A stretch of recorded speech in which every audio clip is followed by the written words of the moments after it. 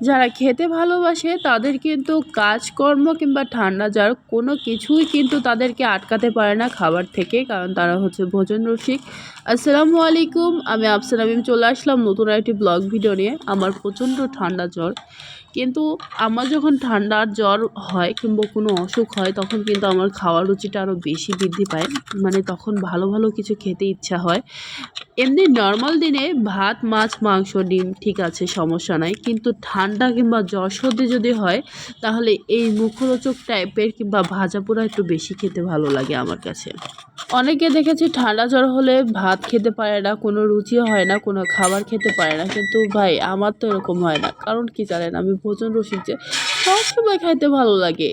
যখন ঠান্ডা জ্বর সর্দি লাগে তখন আরও বেশিরভাগ খাইতে ভালো লাগে। তখন কি কি খেতে ইচ্ছা হয় জানেন, মনে হয় যে ওষুধের চাইতে আমার প্রয়োজন মিষ্টি, বিভিন্ন ফল, আনারস, তারপর মাছ, মাংস, বিভিন্ন ভাজা পোড়া, পিৎজা, বার্গার, ঠিক আছে, চানাচুর, পাউরুটি, পরোটা, মিষ্টি, এগুলো আরও বেশি খাইতে মন চায়।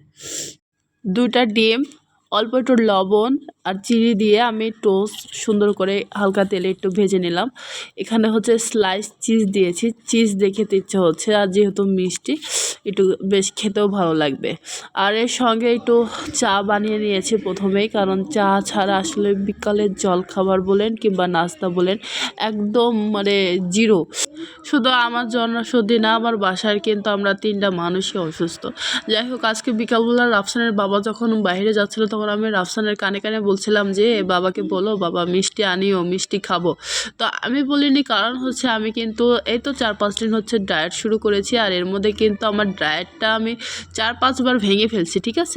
তো রাফসানকে বলাতে রাফসান আবার বলছে যে বাবা 2টা মিষ্টি আনিও, আমি 2টা মিষ্টি খাবো। তা আমার এমন হাসি লাগছে যে 2টা মিষ্টি তো আমারই হবে না, তুমি তোমার বাবাকে 2টা মিষ্টি আনতে বলছো আমার জন্য নাকি। তো যাই হোক, আমি বলিনি, কারণ হচ্ছে যে আমার ডায়েটের জন্য রাশেদ কিন্তু সবসময় আমার যা প্রয়োজন সব কিছু আনে।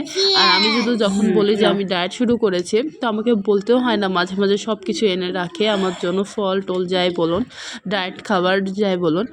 আমার বাড়তি ওয়েট আসলে ভাত খাওয়ার পরে আমি যা কিছু খাই এগুলোই বাড়তি ওয়েট, আর ভাত খাওয়ার পরে যদি ওগুলো আমি না খাই তাহলে আমার পেটটা ভরে না, এই হলো কথা।